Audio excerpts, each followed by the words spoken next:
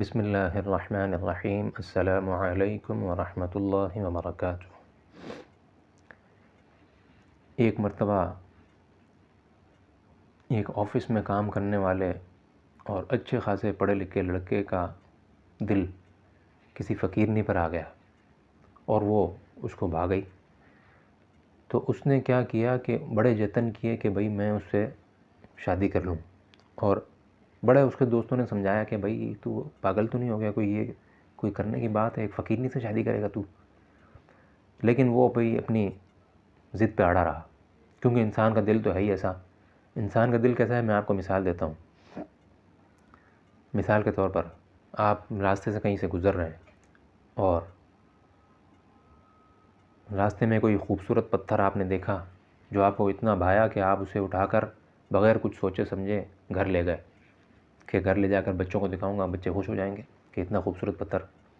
लेकिन जब हम उसको घर लेके आते हैं तो देखते हैं कि इस पत्थर में तो गंदगी लगी हुई है और जगह जगह से जो है ना ये मैला हो रहा है, और मैं अगर इसको यहाँ रखूँगा, बच्चे हाथ लगाएंगे तो जरासीम में बच्चे बीमार हो जाएंगे, और हम उसको क्या करते हैं, उठा के कचरे के डब्बे में फेंक देते हैं या घर से बाहर फेंक देते हैं।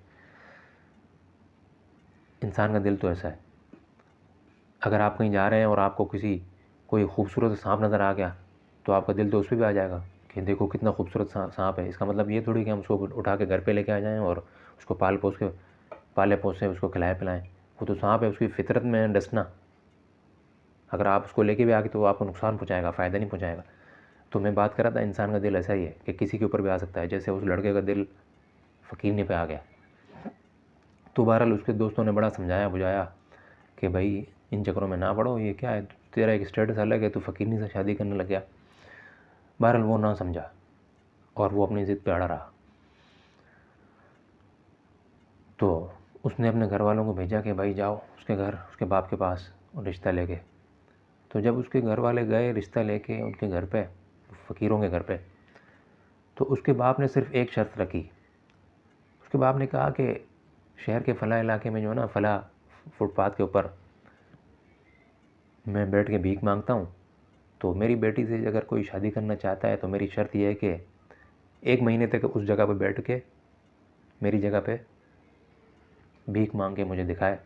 अगर वो उसने 1 महीना पूरा गुजार लिया तो मैं अपनी बेटी का हाथ उसे दे दूँगा, उससे शादी कर दूँगा। तो उस नौजवान ने कहा कि ठीक है, मैं ऐसा करूँगा। तो उसने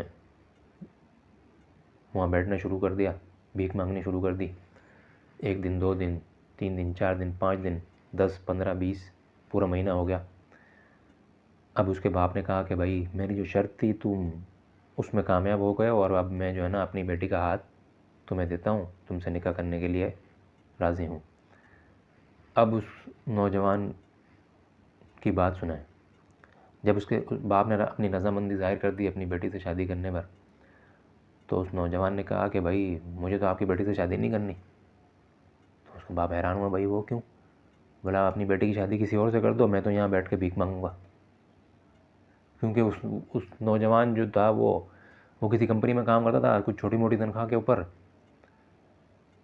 उसके मुकाबले में जो उसने भीख मांग के कमा लिए, और वहाँ उसके मज़े लग गए। 3-4 हज़ार 5 हज़ार वो रोज़ के वहाँ कमाने लग गया। तो उसने देखा कि भीख मांगने में जब इतनी कमाई है तो कि मैं पागल हूँ जो इतनी डिग्रियाँ, मैं सारी ज़िंदगी मेहनत करता रहा और मैं डिग्रियाँ ले के इतनी मेहनत की, मगज़ खपाया, और फिर इतनी मुश्किलों से मेरी जॉब लगी और तनख्वाह देखो तो कुछ नहीं, बल्कि उस कंपनी से ज़्यादा तो मैंने यहाँ कमा ली भीख मांग के, और कुछ कोई कहने सुनने वाला भी नहीं कि आज क्यों लेट आए हो, आज छुट्टी क्यों की, आज ये काम क्यों किया, आज वो काम क्यों किया। तो स्टोरी सुनाने का मेरा मकसद ये है कि ये लोग जो हैं, ये फ़कीर गदागर लोग, जो कि सफ़ेद पोश, तो आप भी जानते होंगे ये सफ़ेद पोश नहीं है, बल्कि ये पेशावर भिखारी हैं। तो ये हमारे मुल्क का, हमारे शहरों का ये नासूर बन चुके हैं, नासूर, और ये एक माफिया है, माफिया। और हमारे शहर का कितना बड़ा एक, आप यूँ कह लें कि ज़र मुबादला, या हमारे शहर के जो इतने सारे लाखों करोड़ों के अंदर जो पैसे होंगे, ये लोग तो ये ले जाते हैं। ये हमें इमोशनली ब्लैकमेल करते हैं कि अल्लाह तुझे मदीना दिखा दे, अल्लाह तेरे बच्चों के सदक़े में तू मुझे ये दे दे, अल्लाह तेरे जो है माँ बाप की ज़िंदगी उम्र दराज करे और अल्लाह तुझे यूँ कर दे, अल्लाह तुझे यूँ कर दे, फ़लाँ फ़लाँ, बस अल्लाह भला दुआएँ ये देते हैं। और हम लोग इनको एक पहुँचा हुआ कोई चीज़ समझ के कि चलो दुआ दे रहा है, अपने फ़ौरन अपनी जेब से निकालते हैं पैसे और उसको दे देते हैं। और बाज़ औक़ात तो ये देखा गया, एक मरतबा मैं एक बस में सफ़र कर रहा था तो मैंने देखा कि एक औरत ने जो ना एक फ़कीरनी को पकड़ लिया। उसने कहा कि निकाल मेरे पैसे जो कल मेरी बहू ने तुझे दिए थे। तो उसने कहा क्या? वो तो बहरहाल लड़ाई झगड़ा हुआ थोड़ा सा और वो जान बचा के भाग गई। तो उस अम्मा ने बताया कि कल मेरी बहू जो है ना एक बस में से इसी बस में सफ़र कर रही थी और इसने इसी फ़कीरनी को जो है 5,000 का नोट दे दिया 20 रुपये के, 20 रुपये समझ के। ये तो हाल है हमारा। तो मेरा बात करने का मकसद ये है कि आज से हम पक्का अज़म कर लें, पक्का अहद कर लें कि आज के बाद भीख बंद। किसी एक को भी चाहे वो कितनी बड़ी बड़ी दुआएं दे दें, हम 1 रुपये भी भीख नहीं देंगे। बहुत से लोगों को मेरी इस बात पे एतराज़ भी होगा कि मैं उन्हें सदका खैरात देने से रोक रहा हूँ, लेकिन ये सदका खैरात नहीं है मेरे भाई। पता नहीं सदका खैरात इनके ऊपर लगता भी है या नहीं, क्योंकि हमें इनके मज़हब का ही पता नहीं है। पता नहीं ये लोग मुसलमान भी हैं या नहीं। ये ज़कात तो मांगते हैं, इनके ख़ुद मज़हब में ज़कात नहीं होती होगी। और आप ये ना समझें कि ये लोग सिर्फ़ भीख मांग कर गुजारा करते हैं, बल्कि इनके कितने गुरोह ऐसे होंगे, इनके जो मुस्टंडे हैं, जो ये लोग घरों में पड़े रहते हैं। आप क्या समझते हैं कि ये ऐसे ही है? ऐसे ही नहीं है। ये जराइम, इनके जो बस्तियाँ होती हैं, कच्ची बस्तियाँ, ये जराइम के अड्डे हैं। कभी आपने ये सुना कि फ़लाँ भिखारियों की बस्ती के अंदर ऑपरेशन हुआ या फ़लाँ जगह जो है वो छापा पड़ा? कभी नहीं सुना होगा आपने, क्योंकि ये लोग तो मासूम लोग हैं ना। ये तो हमारे माशरे के एक यूँ समझ लें कि आप स्लीपिंग सिटीजन्स हैं।